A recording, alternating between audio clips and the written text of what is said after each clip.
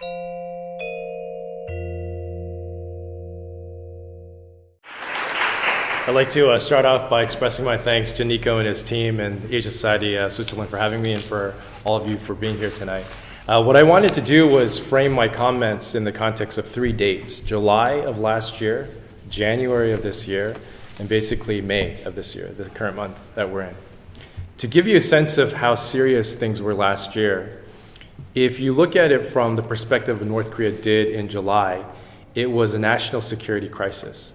On July 4th, which is Independence Day of all days, North Korea conducted their first intercontinental ballistic missile test, the ICBM, that everyone knew North Korea was working towards, but the intelligence community in the United States thought that North Korea would achieve that particular technological breakthrough 5 to 7 years from now. So the fact that it happened so early was the first shot. But a few weeks later, July 28th, North Korea conducted its second ICBM test.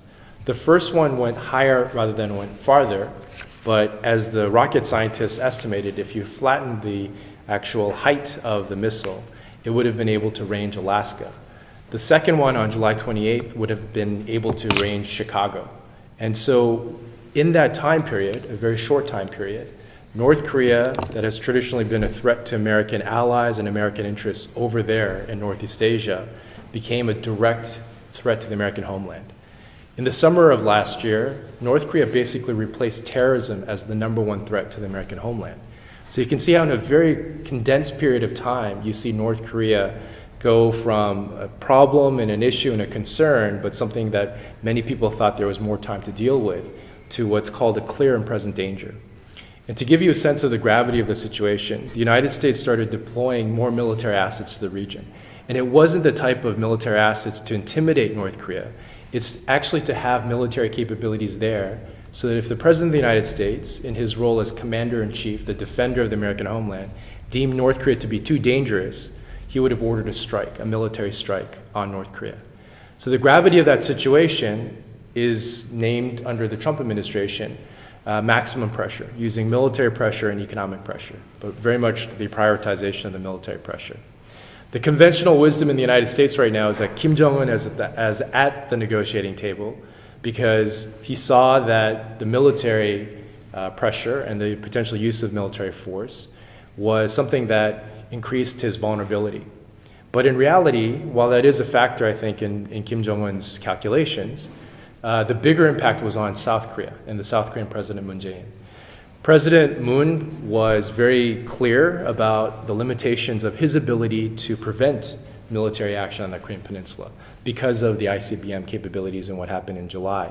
So this moves us to January of this year. This is where you see President Moon and the South Korean leadership group using the context of the Pyeongchang Winter Olympics as a classic case of sports diplomacy, using that international venue to bring North Korean delegations to South Korea. In the process of doing that, verifying to North Korea that some of the promises that President Moon had assured, this idea that he could start a diplomatic process, that he could deliver.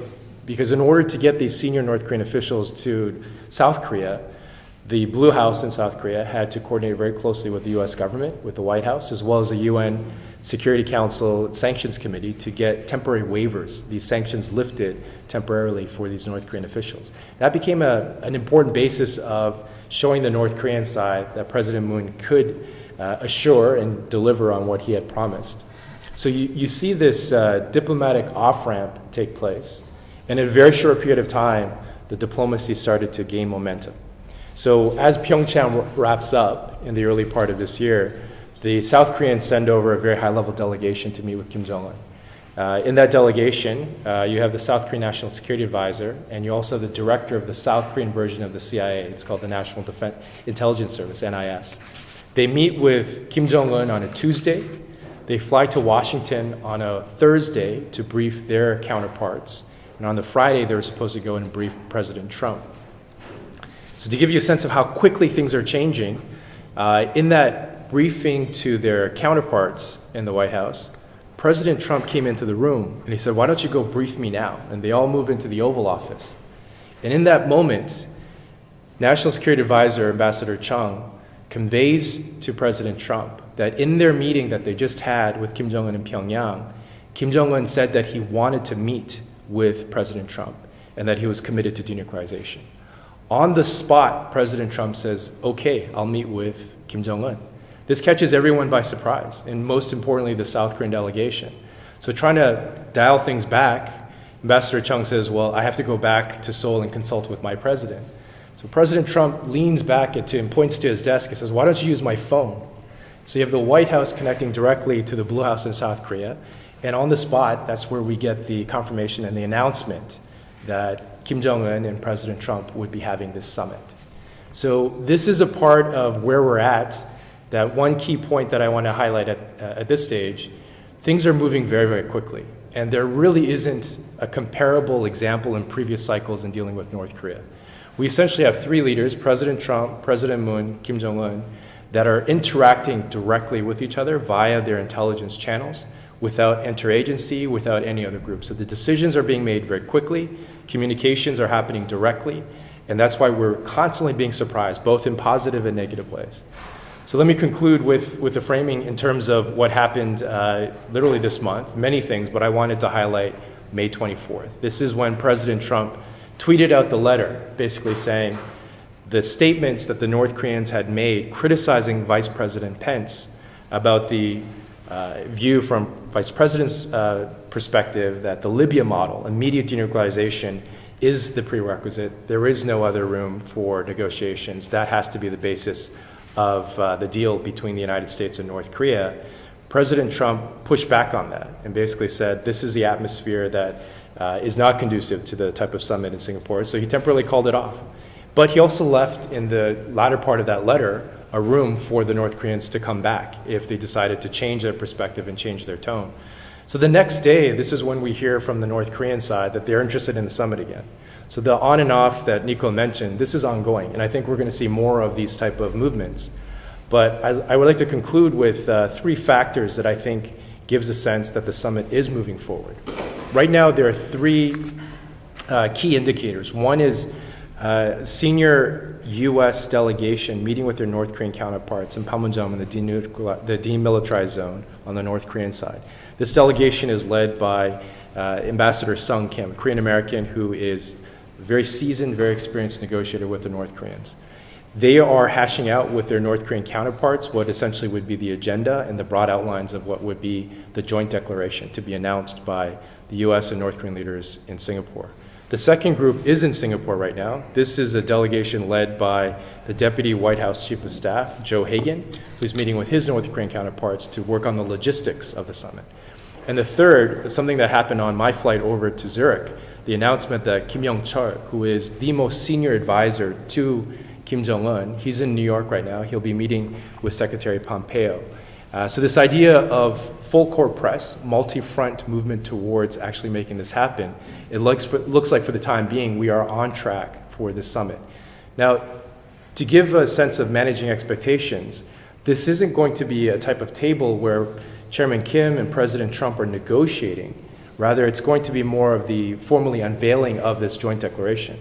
What is going to be in this declaration is going to be shockingly boring. It's not this idea of grand statements, but just the clear marker that this is a document that's supposed to be sufficient, not detailed and comprehensive. So from the U.S. side, what we're expecting is some assurances to Kim Jong-un that the U.S. hostile policy will be reduced, eliminated, as North Korea makes progress on denuclearization. From Kim Jong-un's side, the statement that North Korea and that Kim Jong-un and his regime are committed to denuclearization. That is significant because that essentially initiates something called the denuclearization mechanism. We've read a lot about the differing interpretations from the North Korean side and the US side, what denuclearization means. But that is something we are certainly looking at very closely, and the expert community has a lot of concerns that the gaps are wide. But keep in mind that the meeting between President Trump and Chairman Kim and moving forward this process is political process. It's not a technical process. So these leaders will be giving themselves an evaluation of why this is successful or not. It's not a function of meeting these technical barriers. So the political process is moving along very quickly. And with that, as we go into some of the more details, there is a historical context that I think goes to show that there are many moving parts below the surface, that as we explore more in the Q&A, gives you a sense of how this is a very bold plan that we're seeing initiated by the various leaders right now. Thank you very much. And I think this sort of like whirlwind tour through the last 12 months already shows you how much has changed. I want to go, before we, of course, talk about the summit and what we all can expect from the summit, I want to go back even further in time. As you said, this is a rich history, and all of the players have a rich history.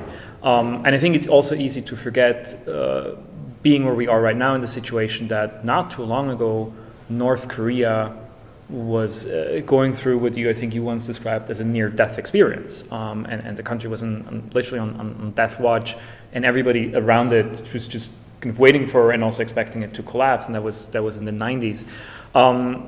Tell us a little bit about that situation back then, how it came to be, but also what the sort of the attitudes and game plans towards North Korea of I think the three most important actors also today, which are the US and South Korea and China.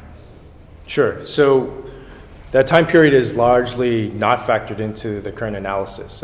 North Korea field is generally a field of research where an event happens and then the analysts are all scrambling to figure out what this means. But if you widen the aperture and look at the historical context and the processes involved, there's still a lot in terms of the legacies and the shadow from that time period. If you look at it from the late 1980s, as the Soviet economy starts to contract, the contraction of the North Korean economy becomes quite pronounced and dramatic. And as the Soviet Union eventually collapses, North Korea essentially is on the death watch. As all the former Soviet satellites start to wither on the vine and fall one by one, that was the predicament, as many people anticipated for North Korea. But one thing about the North Korea field is that North Korea has defied a lot of the estimates, and it is something of a puzzle. How did North Korea escape this fate that others within this universe and this sphere had suffered? One key aspect is clearly the relationship with China. And if you look at it, China is a unique player in this because the Communist Party of China, they have a very different type of relationship with the Workers' Party of Korea compared to the other countries. So from the context here, to give you a sense of how the prospects look pretty grim, another component of it was that China was in a position before they started to provide this very strategic relief. China made a very painful decision itself. In 1979, Deng Xiaoping launches the economic reforms. You have the difficulties within China, and South Korea at this time rising as an Asian tiger, economic performance, a generation and a half, massive and quick industrialization. South Korea launches what's called the Northern Policy. They use trade credits to entice China to fundamentally reorient its relationship with North Korea and also establish diplomatic relations with South Korea. So in return for trade credits and investment, China essentially severs its ties with North Korea. And during this time period, with the already difficult situation with the collapse of the Soviet Union, you essentially see North Korea putting more and more effort on their nuclear program. So whatever remaining eggs that they have left, they put in the nuclear game plan, and they start cranking out plutonium at their nuclear complex in Yongbyon. Now, the traditional thesis is that North Korea did that to attract the attention of the United States and the Clinton administration and try to get into some negotiation. But there was also an element of showing the Chinese that their decision to normalize relations with South Korea is not cost-free. Now, the part that is the puzzle compounding this situation even more is in the second half of the 1990s, North Korea sustains floods, massive floods, that triggers the Great Famine. Anywhere from several 100,000 to 2 million North Koreans perish. Yet the North Korean regime still survives. And this is where the Chinese overtures to engage the Workers' Party of Korea starts to slowly gain traction as China pours massive aid into North Korea. Now, the part that I wanted to kind of wrap up on in this particular segment is that when you look at how the Chinese and the North Koreans are interacting, it is a unique type of party-to-party interaction that lays the groundwork for the next phase. North Korea is not only able to get through this difficult period, but North Korea starts to surge in a very unique way. But the qualification that I would raise to the audience in our group today is that North Korea stops being a country and becomes a phenomenon of the 1% and the 99%. The the 1% North Korean regime starts to be the direct beneficiaries of this Chinese aid. And then through the 2000s, North Korea starts to develop its mining sector. This is a mining sector that the Communist Party of China directly helps the North Korean regime to develop these mines, sell the coal in the Chinese marketplace. Then for the 1% and North Korean regime and the elite state trading companies, North Korea Incorporated, as I call, is basically able to thrive. So there are a number of legacy issues from this time period that if you look at it, North Korea and the 1% is really the story of what we look at North Korea right now, and also an important element looking at some aspects of sanctions, but we'll go into a little more detail later. And we'll have, I hope, a lot more to say about the North Korea Incorporated part, which I think is a really, really important factor and one that's often overlooked.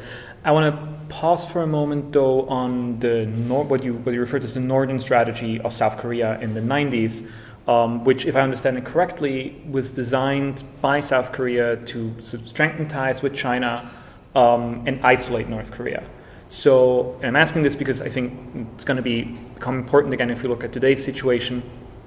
If that strategy had been successful, it sounds like it wasn't. If it had been successful, what would success have looked like? So what was South Korea's end game with the Northern strategy? Was it reunification? It was to fundamentally change the power dynamics of the Korean Peninsula so that eventually the gravitation towards what would be an accommodation between the two Koreas, but certainly on South Korea's terms. Yeah. And from a North Korean perspective, that was unacceptable. And if you look at the developments after that, you see essentially North Korea going down this path of putting more and more emphasis on their nuclear program and the nuclear card. And over time, North Korea has defied the odds and has developed their nuclear program to the stage today where certainly there are some more elements of development required, but they will be sitting at the same table with the United States as North Korea declares itself as a nuclear weapon state on the level of P6, Permanent 6. It views itself as the newest member of this elite nuclear club. So, of course, as we all know today, the Northern strategy didn't work out, wasn't successful. There was no reunification on South Korean terms. Instead, there was a change also in the policies of, as you've alluded to, South Korea and also China. I think the South Korean change, sort of more well known, is usually referred to as sunshine policy. But you've argued that there was actually also a sort of sunshine policy on the Chinese side with Chinese characteristics. It tends to argue that maybe that was even the more impactful of the two policy changes toward North Korea. So how exactly did that change on the Chinese side come about? What is Chinese sunshine policy? How does it look like, and what effect did it have on North Korea? Sure. So the original sunshine policy was a progressive government in South Korea in the 2000s. Under Kim Dae-jung, the South Koreans tried to engage the North Koreans with economic development programs and projects to try to orient North Korea away from nuclear weapons development and more of this peaceful coexistence. Now that didn't last, and I think the main analysis from a Chinese perspective is that when you see the shift in the electoral cycle and you have a conservative government come in South Korea, sunshine policy ended very quickly, very abruptly. From a Chinese calculation, their assessment of sunshine policy was a very positive one. They came out thinking this is the right strategy, but the deficiencies of the way that South Korea did it were structural. Democracy led to this pendulum swinging from left wing to right wing. So sunshine policy didn't have that opportunity to sink deep roots. The other one was even at the height of South Korea's sunshine policy, there was not one single North Korean state trading company or North Korean official doing business in the South Korean marketplace. So from a Chinese perspective, their version of sunshine policy, the characteristics are very striking, very different. One is that now with Xi Jinping having no term limits and the Communist Party of China having the strong grasp in terms of its legitimacy and its future ahead, China would be the provider of key aspects of sunshine with no end in sight, really. That it remains a top priority for the Communist Party of China. The second is that we've actually seen the migration of North Korea Incorporated and elites on the North Korean side into the Chinese marketplace at the invitation of the Communist Party of China. So when it comes to sanctions and the ability of the North Korean regime in key instances to evade sanctions, this is a very significant coping mechanism. So you get to see how the party-to-party relationship between China and North Korea is a very important part of the equation, but again, doesn't really get factored into a lot of the current circumstances and the dynamics right now. So, and I think I want to pause on this a little bit. I think it's really important. So what you're saying is that the Chinese attitude kind of shifted at some point, and a main factor of the sunshine policy from China towards North Korea was to allow not necessarily the country, but at least what you refer to as North Korea Incorporated, the top 1%, the regime and its, I guess, cronies, to have access to certain Chinese marketplaces and the Chinese economy. Now, we think of North Korea as a very, very isolated country. It's referred to as the hermit kingdom, and that's both because it wants to be shut off itself, but also because it's been hit by a lot of international sanctions. So what do you say, kind of like, this conjures up an image of, like, you know, dark alley trade, kind of like illegal circumvention of certain rules, but that's not actually how it works. So how was China able to provide North Korea, or at least part of North Korea, this 1% with so much economic opportunity in the face of sort of international pressure and sanction? How did it work, like, on a day-to-day basis? Sure. So, as I mentioned, there's the invitation from the Communist Party of China to the elites on the North Korean side to come into the Chinese marketplace. The primary objective was to create an opportunity for the elites on the North Korean side to learn about the Chinese model by actually getting involved with the marketplace, doing their transactions. But the idea that the North Koreans would be doing legal activities, commerce, trade, business, and while the bulk of their activities are in this category of legal, the North Korean regime started to basically do a legal activity. This is the procurement of items that went into the WMD programs, the ballistic missile and the nuclear programs on the North Korean side. So the idea of North Korea engaging in kind of dark alley type of transactions, if you take off the international security cap and you put on a business cap, what essentially happened is the North Korean businessmen, as expatriate businessmen, started to do business in the open in the Chinese marketplace. The key variable that was a very critical element in boosting the North Korean regime's capability to procure items was the role of private Chinese middlemen.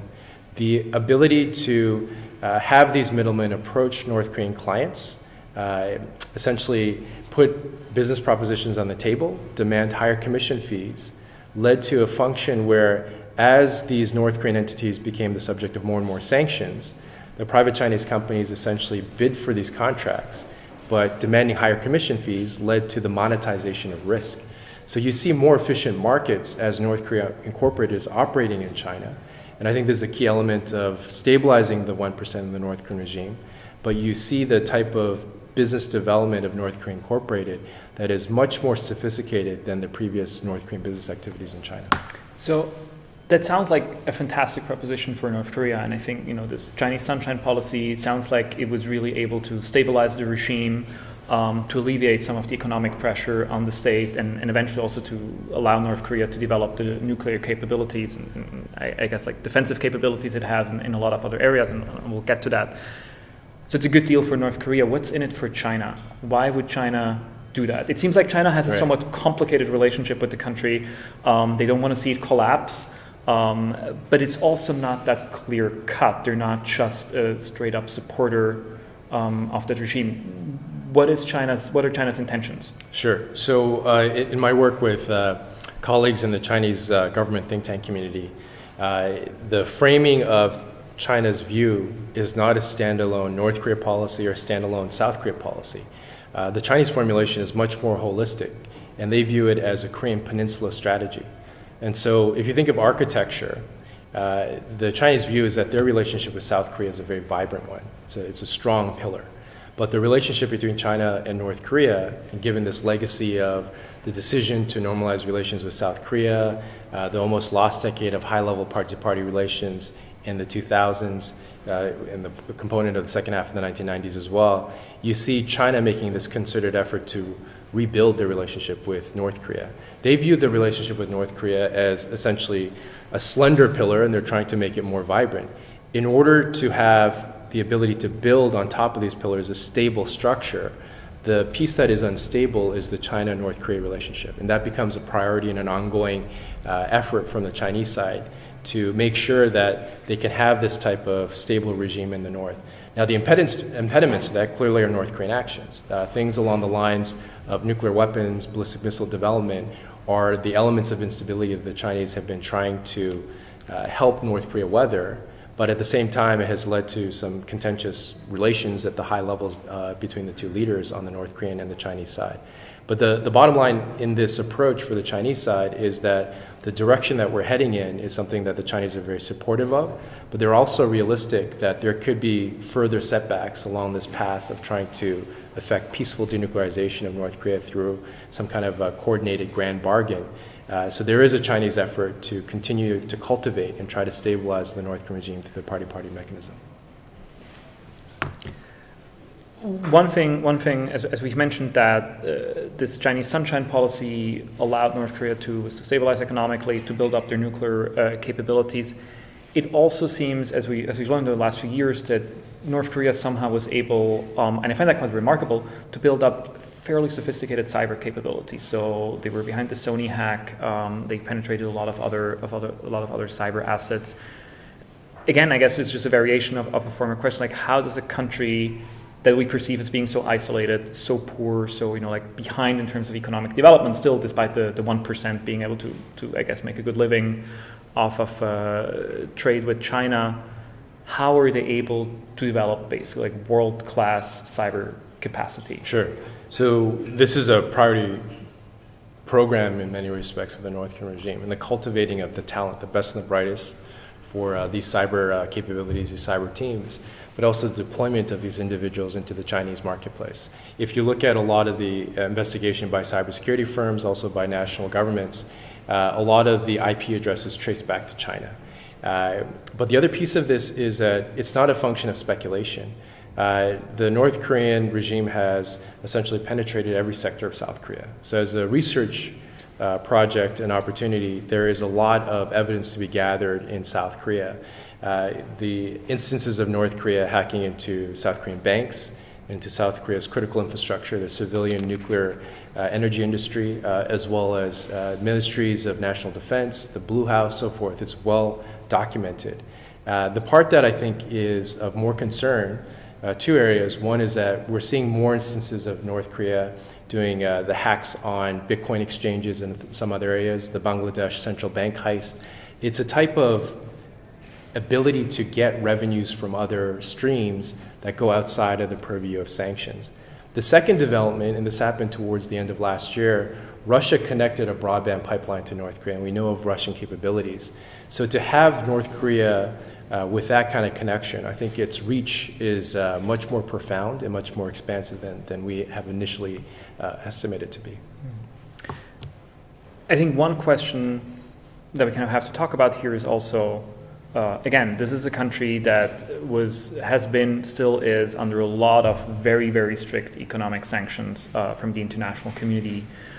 Yet, of course, somehow they're able to develop economically, to build up nuclear capability, to build up cyber capability, to build up biological capability, as we've seen with the murder of Kim Jong-un's brother, chemical capability. So I guess the question is, like, did the sanctions fail?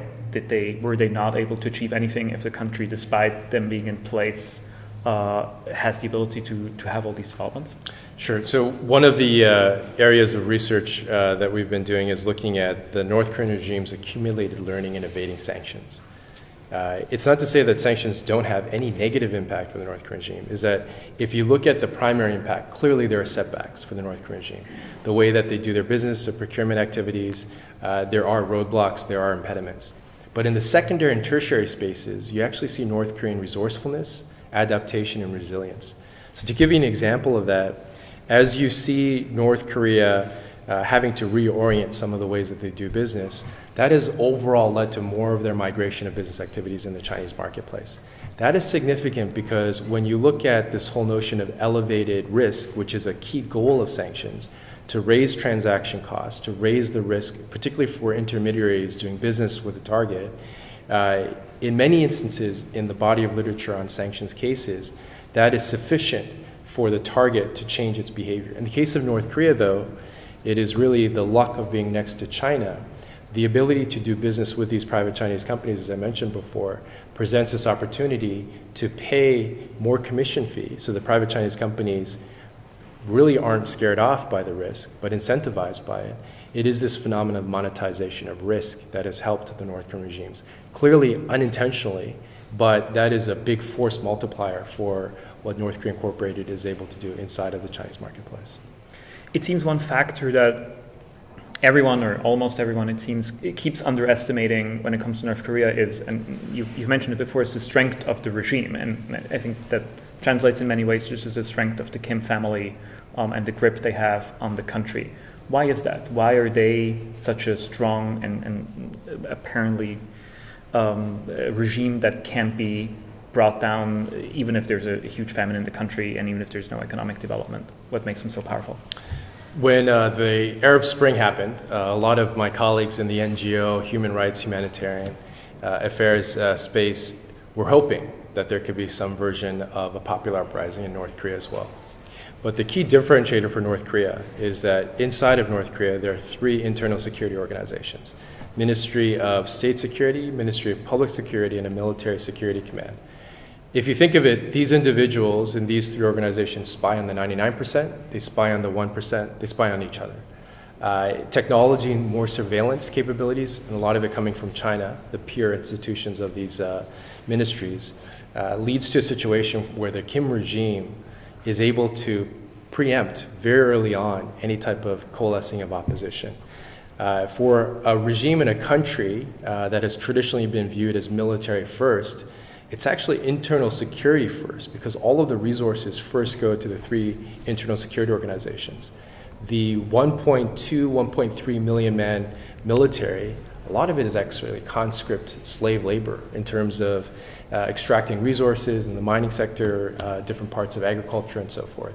So it's really the 3 security organizations that you can see how the regime is inoculated from any significant internal uprising. Mm. So we have a situation, I think, sort of in the mid 2000s, late 2000s, that as you've, I think, described very well, there's a general sunshine policy from China towards North Korea that allows the country to build up. There's kind of like South Korea oscillating between sunshine, no sunshine. They can't decide. It depends a little bit on who's in power. And so North Korea chooses, and much quicker than I think anybody expected, to build up those nuclear capabilities. And that kind of brings us to where we started at the very beginning, which is summer of last year. And I think a few things sort of have changed in this situation. One is that we haven't really talked about the US yet, but of course on the US side something has changed, which is a new president with some unorthodox ideas on how diplomacy is to be conducted. And that creates risk, but it might also create openings. And the second one that you mentioned at the very beginning, of course, is North Korea actually, with the ICBM test in last July, reaching a level of nuclear capability that kind of like puts them on a level with sort of the P6. And now they're really they can sort of like, or I would assume that is their hope that they can negotiate as equals. And I think the third factor, which you've alluded at, but I want to go a little bit deeper on, is that there is a new president in South Korea. And he's a very, very different kind of president than most of the previous presidents of this country. And he has a different attitude and he has a different idea. And when this test happens last July, he comes up with a game plan. And he's, as you've mentioned, he has executed this so far really well. It's a really bold plan. Why does he do that? Like, what are Moon Jae-in's goals here? The interesting thing about Moon Jae-in is that he is very focused on having more control over the fate of the Korean Peninsula. Last year, I would argue, for that time period where you see the build-up of the military capabilities, potentially to use it on the North Korean threat, that's where in the U.S.-South Korea alliance context, President Moon didn't have a veto, because this wasn't a function of North Korea threat on South Korea, and therefore becomes an alliance issue, but rather North Korea capabilities threatening the American homeland, which would lead to a unilateral decision on the behalf of the U.S. President as Commander-in-Chief. So the idea of retaining control over the Korean Peninsula becomes a top priority. But the other element is, it's not a function of Moon Jae-in being pro-North Korean or Kim Jong-un being pro-South Korea. They're Korean nationalists. This idea that the 2 Koreas having more control collectively over the fate of the Korean nation, the Korean people. That is another element that I think is a unique distinction in previous situations. Now, if you look at President Moon, the game plan that he's laid out, and that becomes the basis really of what we saw on April 27th in the Inter-Korean Summit, the document that comes out of that is the Panmunjom Declaration. And in that, it is really an effort for the 2 Koreas to decide their fate. But the bottleneck in that is the nuclear issue. And the denuclearization mechanism mentioned in the Panmunjom Declaration is really the priority for President Moon also to launch that as a basis of a mechanism where the United States and North Korea could work towards closing this gap related to denuclearization. The timeline, what will be done at key points, and so forth. So the bottom line for President Moon is to suggest and advise both Chairman Kim and President Trump to think of a phased approach. Not this instant denuclearization where North Korea hands over all the nuclear weapons in its program, so-called the Libya model, but rather each side taking bold steps, and at every successive phase taking even bolder steps. The dismantling of the Punggye-ri nuclear test site in North Korea is, I think, one example of that.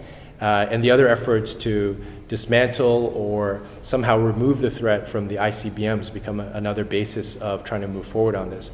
But President Moon has been very active both as a principal in dealing with North Korea in the inter-Korean context, but also something of a mediator in coaching and advising Chairman Kim as well as President Trump. So I think this is really remarkable because so what you're describing, and I think in many ways that's an interesting situation, is that the U.S. under President Trump had the strategy of maximum pressure, and it worked, but it worked, as you said, on the wrong Korea. It worked on South Korea, and then President Moon came up with this game plan. Now, there are somewhat like differing assessments of the diplomatic capabilities of the current U.S. president, but I think it's reasonable to ask, like, was this planned? So was this like a diabolically brilliant plan to create maximum pressure, which would then work on South Korea, which would then sort of trigger a diplomatic process that the U.S. can now be involved? I think if you reverse engineer the process and look at the steps in that reverse order, I think it has more to do with this accident of essentially triggering a situation where President Moon of South Korea uses his political capital, finite political capital, assumes a lot of risk, and essentially lays out a deal and thinks about all the deal breakers and is seeking to address each of those deal breakers in kind. To me, that is the more plausible explanation here. So we got lucky. We did get lucky, but the other thing is we could also get into a situation where the reverse could happen, where as you get to the higher levels of a summit, some of my colleagues in the think tank community in Washington are very concerned that the other side of a summit is a cliff. That if the summit for some reason fizzles out, one side gets cold feet, this idea that we could quickly revert back to the escalation on the military side from last year. And so let's maybe look into the future, and I want to actually look beyond the summit for a moment. We'll get back to the actual summit and what it may or may not produce towards the end. But first, let's look a few months or even years down the line. The goal is, as has been stated by a lot of the players, is denuclearization. And the problem, as you've mentioned earlier, is probably different players mean different things when they say that. So let's maybe start with I guess the two relevant players, the North Korea and the US, like what do they respectively mean when they say denuclearization? Where are the differences? From a North Korean sense, denuclearization is about a process.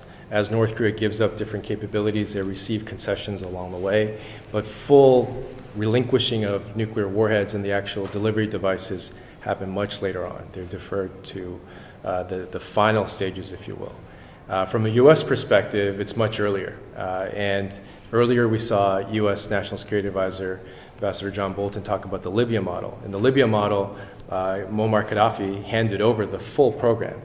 Now, the part that infuriates the North Koreans is that that's not an apples-to-apples comparison. Their view was Muammar Gaddafi's program was almost the starter kit. He had just ordered it. It was still in the boxes, basically. Nothing had been assembled. And so for Gaddafi to give up his nuclear weapons program was much more straightforward. And on top of that, the Gaddafi regime had a lot of frozen assets in Europe. So to have those unfrozen in exchange for components in boxes was a pretty good deal for Gaddafi. But in the case of North Korea, they view themselves, again, as a peer of the United States, as a nuclear weapon state that has ICBM capability and range. While it's still contested in terms of North Korea requiring more development in that space, they have entered that category of actually being in the phases of developing further that type of range. So from that perspective, I think you're looking at a situation where the North Korean regime, as they define denuclearization, clearly is something that is on their terms, The U.S. view is something along the lines primarily of removing this threat to the American homeland. So the middle ground, and it's not much of a middle ground, if you think of concentric circles, it's a slight overlap, is the deal making that could create the confidence for more down the path, which is for the North Koreans to focus on removing the ICBM threat and maybe handing over some nuclear warheads or weaponized plutonium or weaponized uranium to show that they are committed to this process. These are credible signs, but it's not the full program. So I guess, if this process is to continue and if it is to yield a net positive result at some point down the line, it becomes kind of like an old-fashioned negotiation. So the different sides will negotiate, and they will have different things that they can offer as bargaining chips. And I think one important one that you've mentioned that has already been kind of like used is President Moon's success in getting sanctions, temporary sanctions relief for the North Korean athletes for the Pyongyang Winter Olympics. What are some of the other bargaining chips that could be on the table? So what can, if the goal is to get North Korea in a phase process, but I guess from a U.S. perspective, rather sooner than later, to give up some or even all of its nuclear arsenal, what are some of the bargaining chips that either the U.S. themselves or South Korea can put on the table? What's the carrot? So Pyeongjin is the name of Kim Jong-un's game plan. Pyeongjin espouses this idea of development of nuclear weapons for self-defense and then development of the economy. From a North Korean regime perspective, they've checked the box. They have developed this minimal nuclear deterrent for self-defense, but they need to further develop the economic side of the equation. And this becomes a big priority for South Korea as well. And the Panmunjom Declaration actually puts a lot of emphasis on this as well. In that April 27th meeting, there was a 30-minute period where Kim Jong-un and Moon Jae-in met just one-on-one. And they were kind of to the side, there was no microphones, but South Korean TV stations hired lip readers. And as they were kind of piecing it all together, you saw President Moon giving some advice to Kim Jong-un on how to deal with President Trump. But most importantly, President Moon handed a USB to Kim Jong-un with specific details on what the idea of inter-Korean development projects would look like. The qualification here is we're not talking about the traditional idea of bribing the North Koreans or paying off the North Koreans. The game plan is to have joint partnerships to essentially make the North Korean regime, after they've made the political definition of progress towards denuclearization or eventual denuclearization, to actually have the North Korean regime as a business partner. And this is the idea of mutual prosperity. And to make that credible for Kim Jong-un, there are also elements where in the meeting that Secretary Pompeo had with Kim Jong-un, discussion of having private U.S. investment in North Korea. Why is that significant? It's not so much the scale, it's not the idea that billions of dollars of private U.S. investment will go in North Korea. It's that if there is U.S. investment, private investment in North Korea, that would essentially signal to others that it's legal and safe to invest in North Korea. So that symbolic, allaying concerns about investor risk is another element as well. So clearly a lot of things have to happen, but there is this blueprint that, a lot more has to be done. So I can't really say that I'm in a category as an analyst. It's not my job to be optimistic or pessimistic, but rather to look at this plan and objectively, it's a very bold plan. And so from that perspective, this is where I think it's different in terms of the different sort of game plans and propositions laid before the North Koreans. So it seems to me that in recent history, there's one negotiation that in many ways was similar to what you just described, where a country was asked to give up its nuclear capabilities or stop development of its nuclear capabilities in exchange for sanctions relief, and implicitly with that for economic development, and that's of course the deal with Iran. And the problem is that failed on both levels. First, the sanctions relief didn't actually produce the economic growth that Iran was hoping that it would produce. And then, of course, on the second level, the U.S. under President Trump pulled out just a few weeks ago.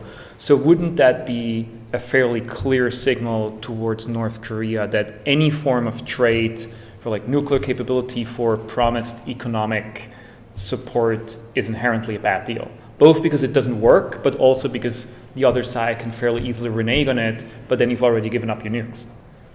Interestingly, Kim Jong-un was asked what are your thoughts about the Iran deal? And whether this is genuine or not, he said it doesn't really affect him.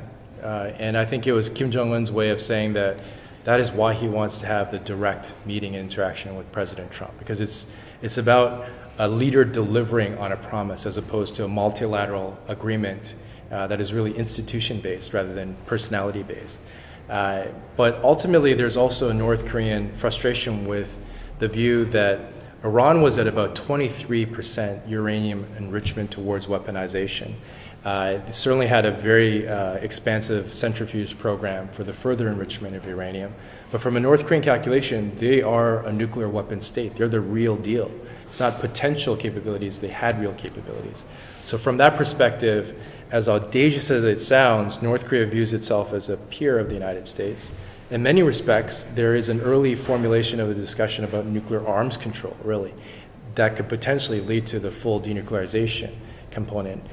So this is where the Kim Jong-un regime frames and views itself quite differently than these other nuclear proliferation cases. So let's assume, we're staying positive for the time being, so let's assume this all works out. This process takes in place, it's gradual, it takes many years, but there's kind of like net positive results, there's some denuclearization, whatever that means, there's some economic improvements in North Korea. Again, looking at sort of everybody's end game here. Is the goal, or is that a process that could eventually lead to unification of the peninsula? And would anybody who's involved in that process want that? If you do run that scenario through and embedding, there are setbacks, but net forward movement on implementation of agreements, and particularly the Inter-Korean Agreement, the Panmunjom Declaration, we actually see reunification pushed down the road, because the primary goals within the Panmunjom Declaration is to strengthen and stabilize the North Korean regime as a standalone country. So you would actually see the prolonged division of the Korean Peninsula, but with the security and the threat element largely addressed, more focus on peaceful coexistence and economic development, commercial opportunities. In some of the discussions, in an earlier one today, there was a mention the Swiss federal model. If you think of South Korea as South Canton and North Korea as North Canton, the idea that they retain their sovereignty in that respect and they get into almost a confederation type of arrangement, that is, I think, one very possible pathway if you look at the further idea of the implementation of these Panmunjom Declaration mechanisms. So if we maybe continue that analogy a little bit, so we would look at a like two-canton Switzerland, where one canton is a very highly developed economy that is democratic, and the other one is essentially run by a brutal dictator. So there's still, what I'm alluding to, there's still some like quite fundamental differences in how those systems work. And it seems to me that very often, from a Western perspective, kind of like the expectations are unrealistically high. So can we really expect, within a reasonable time frame, 5 to 10 years down the road, a North Korea that is economically prosperous and essentially a democratic state? Is that what we're looking at, or what's the best case outcome here?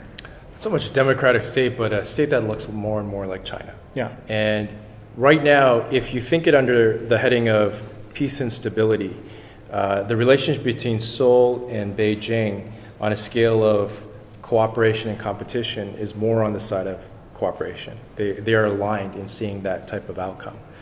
But if you see further developments positively of moving along these different type of game plans on denuclearization, economic development projects, and so forth, this is where, on that scale, South Korea, so Seoul and Beijing, are more on that scale, I think, of competition, because China has prime mover advantage. As I was mentioning earlier, Chinese provincial state-owned enterprises in the mining sector were critical in developing the mines in North Korea, extracting the coal, selling it in the Chinese marketplace, and privatizing profits. So you have socializing of costs, privatizing of profits, a huge racket, very, very lucrative.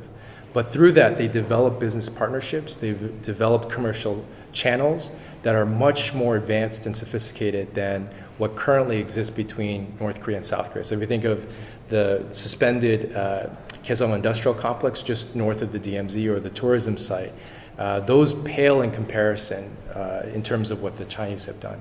So from that perspective, you would essentially have the extension of Chinese infrastructure, transportation, electricity grids, other things that a good segment of North Korea would essentially operate as if it were a part of those systems from the Chinese side.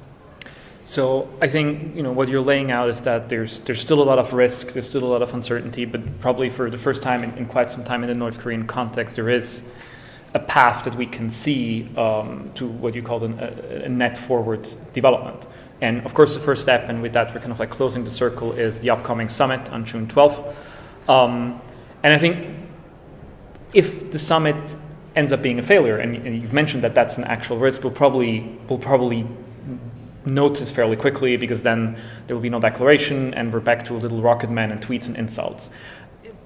If it's successful, it might be a little bit harder to assess, because as you said, it's a first step. There will be a boring, bland statement that's being issued, and it will not maybe be immediately clear how big of a deal this is. So help us, maybe help the audience understand, if we're reading the newspapers or going online on June 12th, and there is this declaration, or we're reading the text of this declaration, what are we looking for? Like, what are some of the key indicators that would help us judge whether this was a success or not? The linkage between Singapore summit and a joint declaration and the Panmunjom declaration between the two Koreas from April 27th. To summarize the Panmunjom declaration between the two Koreas, there are three mechanisms. The first is a permanent peace mechanism. The second is an inter-Korean transportation infrastructure development mechanism. And the third is a denuclearization mechanism. But really, the denuclearization mechanism isn't a function of the two Koreas solving that issue. That's where the Singapore summit and what would come out of that, the initiation of the denuclearization mechanism, creates the political space for the two Koreas to move forward on the permanent peace mechanism and the inter-Korean economic development side of things. So a metric of, quote unquote, a successful outcome of Singapore is essentially the formal launch of the denuclearization mechanism. So that is extraordinarily underwhelming. It is, again, a function of something being sufficient rather than being perfect. And so with that, you have to keep in mind, this is, again, not a negotiating table that will be assembled in Singapore, but rather the unveiling of a pre-prepared joint declaration. And that's a big part of what Ambassador Sung Kim and his team are doing with their North Korean counterparts right now and going forward. Let's maybe, I think we're slowly coming to an end of this part of the conversation. We'll open up to your questions, but let me end with a somewhat more personal question. This is one of the most discussed, most analyzed, most talked about situations in geopolitics of our time, and it has been for a long time. It's probably going to continue to be that for some time. And you look at that, like on a daily basis and professionally. It seems to me that the amount of information, the amount of analysis on this is overwhelming, and there's a lot of noise, and it's really, really hard to sort of cut through the noise and get to the signal and the information that's important. How do you do that? Like, what are the information sources that you find most valuable, most helpful in getting to the analysis and the assessment that you have and that you can provide? There are two main sources on my research on sanctions and the intended and unintended consequences of sanctions. There are currently 30,000 North Korean defectors living in South Korea. And in that community, there are probably about 50 that have the previous experience of having been in North Korea Incorporated, essentially North Korean businessmen doing business on behalf of the North Korean regime. So it's not a use of the methodology of international security. It's actually a business school case study approach in many respects, understanding the business practices, the business partners, and the business pathways that these North Korean businessmen adopted before, and they operated in the Chinese marketplace. So that, I think, is a crucial element of looking at processes, how the North Korean regime and North Korean incorporated elements actually did business inside of China. And from that, you get to see some more of these evasion techniques as well as the accumulated learning. But on the part of where we're at with the summitry, it is a function of analyzing these three leaders. These individuals are outliers from the traditional analysis of how these negotiations go. They are not representative parties of larger interest groups. They're almost like family-owned businesses and individuals interacting with each other on how they're going to do business. And the fact that up until now, they've exclusively used their intelligence chiefs and their intelligence channels, give you a sense of how streamlined the communication and decision making was.